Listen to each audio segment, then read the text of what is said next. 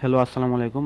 আপনারা যারা পাসপোর্টে আবেদন করবেন এবং নিজে নিজেই করতে চাচ্ছেন দালাল ছাড়া, কম খরচে, তাহলে আপনারা যদি আমি যেভাবে দেখাই এইভাবে পাসপোর্ট আবেদন করেন, তাহলে আপনারা নিজেই করতে পারবেন কম খরচে, কোনো দালালের সাহায্য ছাড়া। তাহলে চলুন শুরু করি। প্রথমে আপনার মোবাইল বা পিসি বা ল্যাপটপে যা দিয়েই করেন আপনি, আপনার ক্রোম ব্রাউজার আছে বা যেই ব্রাউজার আছে সেই ব্রাউজারে গিয়ে লিখবেন ই পাসপোর্ট, সরি, ই পাসপোর্ট। ই পাসপোর্ট লেখার পর প্রথমে যেই সাইটটি দেওয়া থাকবে এটাতে ক্লিক করবেন।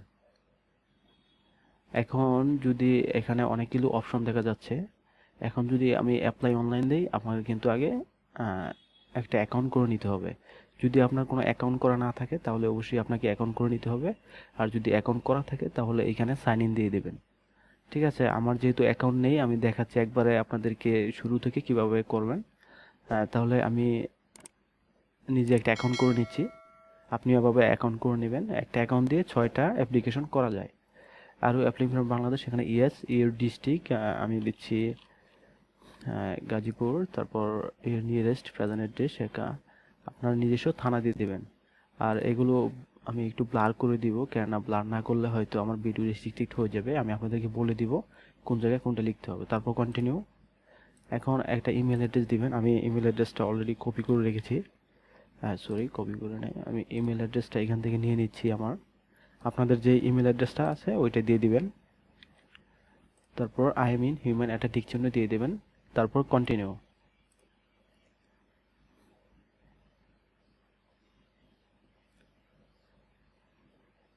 এখন পাসওয়ার্ড দিবেন। একটা পাসওয়ার্ড চয়েস করে নেবেন যেটা খুব সহজেই আপনি মনে রাখতে পারবেন। এইখানে কেন কোনো পাসওয়ার্ডের তথ্যই যাচ্ছে না এখনো, একটা শুধুমাত্র অ্যাকাউন্ট করা হচ্ছে। কোনো চিন্তার কোনো কারণ নাই, এগুলো আপনি পাসওয়ার্ড একটা দিলেই হবে। আমি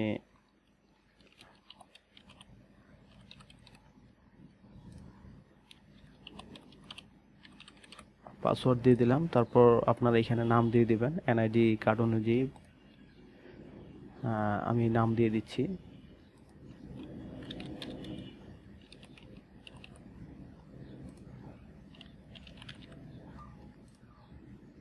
তারপর আপনার মোবাইল নাম্বারটি এখানে দিয়ে দিবেন।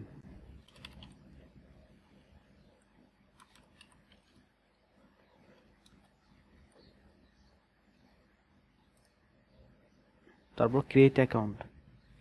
এখন আপনার এই যে মেলটি দিয়েছেন সেই মেলে একটি মেসেজ গেছে, ওইটা অ্যাক্টিভেশন করতে হবে। এই যে প্রথমেই চলে আসছে, এটা আমি এখানে ক্লিক করার পর অ্যাপ্লিকেশন চলে আসছে। এখানে সাইন ইন করে নিতে হবে। এখন ওই ইমেলটা দিয়ে আবার ওইখানে যে পাসওয়ার্ডটা দিয়েছিলেন সেই পাসওয়ার্ডটা দিয়ে এখানে সাইন ইন করতে হবে। তারপর এখানে টিক চিহ্ন দিয়ে দেবেন, সাইন ইন। এখন হচ্ছে মেন পাসপোর্টের কাজ। এখন আপনি পাসপোর্ট করা শুরু করবেন। Apply for a new passport এখানে। তারপর আপনার এখানে যেহেতু সাইন ইন করা আছে, এখন সাইন ইন করা আছে, তারপর অ্যাপ্লাই গিয়ে আপনি apply for new passport E passport এটাতে ক্লিক করবেন। এখন এইখানে অর্ডিনারি পাসপোর্ট সাধারণত আমরা যারা করে থাকি এগুলো অর্ডিনারি পাসপোর্ট। আর অফিসিয়াল পাসপোর্ট হলো যারা সরকারিভাবে পাসপোর্ট করে তাদেরকে অফিসিয়ালি পাসপোর্ট বলে। সরকারি কর্মকর্তা তাদের জন্য, মানে তাদের বিদেশে সফরের জন্য যে হয় তাদেরকে অফিসিয়াল পাসপোর্ট বলে। আর যেহেতু আমরা সবাই অর্ডিনারি পাসপোর্ট দিব, তারপর সেভ অ্যান্ড কন্টিনিউ। তারপর অ্যাপ্লাই মাই সেলফ, আপনি যদি নিজের জন্য করে থাকেন তাহলে অ্যাপ্লাই মাই সেলফ, বা এটা টিক চিহ্ন না দিয়ে আপনি যদি ম্যানুয়ালি সিলেক্ট করতে চান যে আমি নিজে নিজেই করব, কারণ এটা যদি দেই আমি অ্যাপ্লাই ফর মাই সেলফ, পাশে যেই তথ্য দিলাম সেই তথ্য উনি করবে। আর যদি এটা ক্লিক চিহ্ন না দেই তাহলে আবার নিজে নিজে করতে হবে। আমি ওইটা দিয়ে দিচ্ছি টিক চিহ্ন। তারপর মেল, প্রফেশন স্টুডেন্ট। আমার একটু এগুলো বার করে নিতে হবে, আমি এগুলো মানে একটু গোলা করে দিচ্ছি যে তথ্যগুলো আপনারা জাস্ট বুঝে নেবেন আমি কোন জায়গায় কি দিচ্ছি। কোন জায়গায় আপনি আটকে যাচ্ছেন ওই জায়গাটা আপনি শুধু লক্ষ্য করবেন। তারপর ধর্ম ইসলাম, সিলেক্ট। এখানে ডিস্ট্রিক্ট দিতে হবে আপনার ডিস্ট্রিক্ট, আমি গাজীপুর দিয়ে দিচ্ছি। তারপর আপনার এখানে ডেট অফ বার্থ। এগুলো খুবই কিন্তু সেনসিটিভ, খুবই শর্ট, যাতে ভুল না হয় আইডি কার্ড অনুযায়ী দিয়ে দিবেন তথ্যগুলা।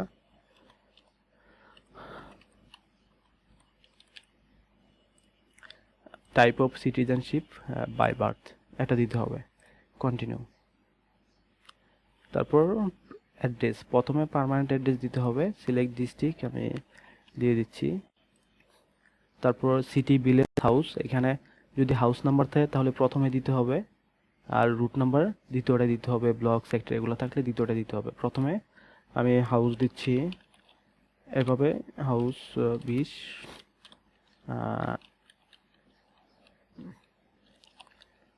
তারপর মধ্য আমি গ্রামের নাম নিয়ে দিচ্ছি, যেহেতু রুট নাই আপনারা চাইলে দিয়ে দিতে পারেন, আমি দেখার জন্য আপনাদেরকে দিয়ে দিচ্ছি রুট 7। আমি রুট এখানে দিবেন, আবার সেক্টর যদি থাকে সেক্টরও এটাতে দিতে পারেন, না দিলেও সমস্যা নেই। তারপর পোস্ট অফিস কোনটা, আপনাদের যে পোস্ট অফিস ওটা সিলেক্ট করে নেবেন। তারপর পুলিশ স্টেশন সিলেক্ট করে নেবেন। আপনার যদি ওই প্রেজেন্ট আর পার্মানেন্ট অ্যাড্রেস, এটা হচ্ছে প্রেজেন্ট অ্যাড্রেস, ওটা যদি সেম থাকে, আপনার বর্তমান ঠিকানা এবং পার্মানেন্ট ঠিকানা যদি সেম থাকে তাহলে এটা টিক দিয়ে দিবেন, আর কোনো কাজ নেই। তারপর নেক্সটে চলে যাবেন। আবার যদি এই দুইটা সেম না থাকে তাহলে আপনার কিন্তু বর্তমান ঠিকানা, এখানে আপনি কোথায় আছেন, ধরেন ঢাকা আছি আমি, ঢাকা দিচ্ছি। তারপর হাউস 50, রুট 12, মানে এভাবে তথ্যগুলো দিয়ে দিবেন।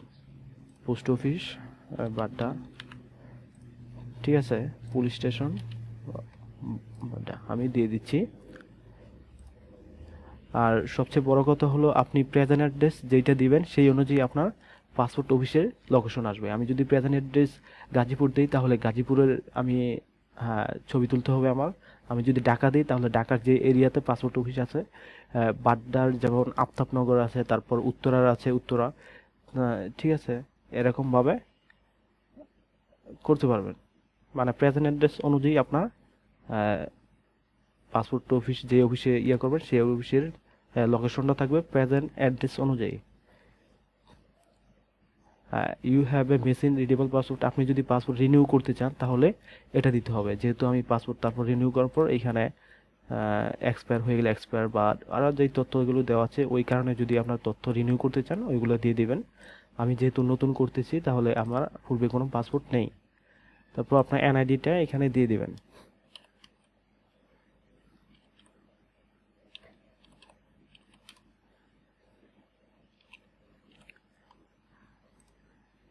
ঠিক আছে, তারপর এখানে আপনার নেম, ফাদার নেম,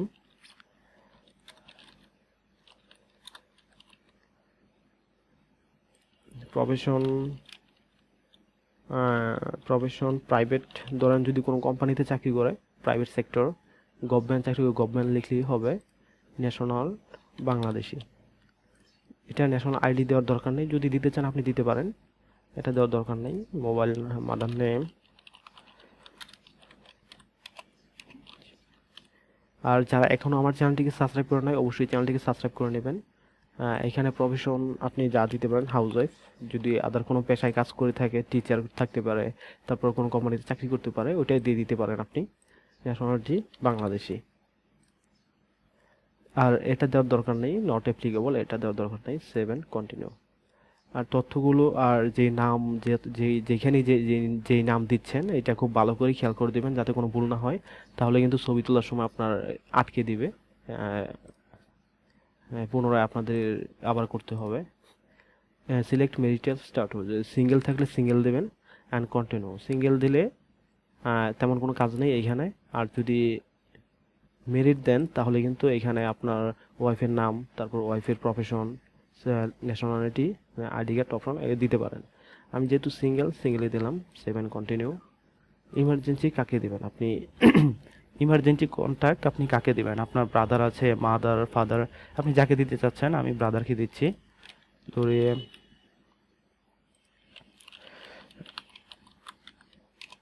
আপনার ব্রাদার নেমটা এখানে দিয়ে দিবেন। তারপর ডিস্ট্রিক্ট গাজীপুর,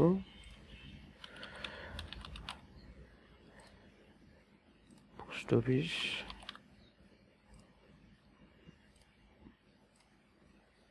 আর এখানে মোবাইল নাম্বার দিয়ে দিবেন।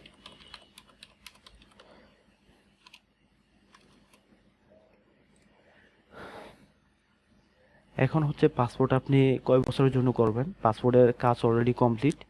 এখন আপনি কয় বছরের জন্য করবেন পাসপোর্ট পেজ, এখানে 5 বছর, 10 বছর। 10 বছর করলে আপনার 5,750 টাকা, আর যদি 5 বছরের জন্য করেন 4,025 টাকা কেটে নেবে। এখন বর্তমানে 48 পেজের পাসপোর্টই দিচ্ছে, তাই যদি 10 বছর করেন তাহলে 7 কন্টিনিউ। এখন আপনার এখানে শিডিউল সিলেক্ট করতে হবে। অনেক এলাকায় হয়তো শিডিউল থাকে না, কারণ হয়তো এত ভিড় থাকে না। তাই যদি যেসব এলাকায় ঢাকার ভিতরে করলে হয়তো শিডিউল পেজ দেখায়। আপনি কবে ছবি তুলতে চাচ্ছেন, তারপর আমি 28 তারিখ দিলাম। এখানে রেগুলার দিলে এত টাকা, আপনি যদি এক্সপ্রেস দেন তাহলে 8,050 টাকা, মানে 7 দিনের ভিতর আর আপনি পাসপোর্ট পেয়ে যাবেন। আর রেগুলার দিলে মানে এটা একটু খুব তাড়াতাড়ি পেয়ে যাবেন, 7 দিন 21 দিনের ভিতরে। আর রেগুলার ডেলিভারি যেটা, এটা আপনার হয়তো কত সময় লাগে, 1 মাস 21 দিনের বেশি সময় লাগতে পারে। তারপর এখানে আপনার আমি 28 তারিখের ডেট দিচ্ছি যে 28 তারিখে আমি ছবি তুলবো। এখন কয়টার সময় যাব, আমি 10টা 11টা 18 যাব। সিলেক্ট করে 7 কন্টিনিউ। তারপর এখানে যে তথ্যগুলো দেওয়া আছে এগুলো আবার ভালো করে চেক করে নেবেন যে কোথাও ভুল আছে কিনা। আপনি যদি ভুল থাকে, ধরেন আমার নামে ভুল আছে, আমি এই এডিট অপশনে ক্লিক করে, এই যে উপরে এডিট দেওয়া আছে, এডিট অপশনে ক্লিক করে কিন্তু আবার নামগুলো আমি চেঞ্জ করতে পারবো। ঠিক আছে, এখানে টিক চিহ্ন দেওয়া আছে তাই চেঞ্জ করা যাচ্ছে না। টিক চিহ্ন সরিয়ে এখানে কিন্তু আবার নামগুলো আপনি লিখে 7 কন্টিনিউ দিতে পারবেন। ঠিক আছে, মানে যেটাই ভুল হয় আপনি আবার এখানে পুনরায় ঠিক করে 7 কন্টিনিউ দিবেন, এই পেজে চলে আসবে। এগুলো ভালো করে চেক করে নেবেন, কারণ একটু ভুল হলে আপনি একটু ঝামেলায় পড়ে যাবেন।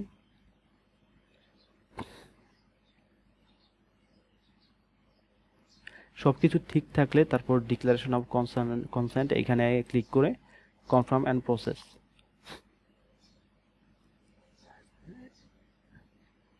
এখন আপনি কি অনলাইনে পেমেন্ট করতে চান, সরাসরি বিকাশের মাধ্যমে অনলাইনে দিলে তারপর আপনি বিকাশের মাধ্যমে পেমেন্ট করতে পারবেন, আবার অফলাইন পেমেন্ট করতে পারবেন। 7 কন্টিনিউ। আরেকটা সিস্টেম আছে এয়ার চালানে পেমেন্ট করা, সেটাও খুবই সহজ, আমি আপনাদের দেখিয়ে দিব। এয়ার চালানের মাধ্যমে পেমেন্ট করা যায়।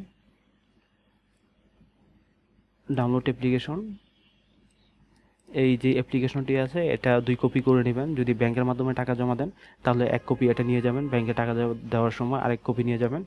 যেদিন পাসপোর্ট অফিসে ছবি তুলবেন ওই সময় নিয়ে যাবেন।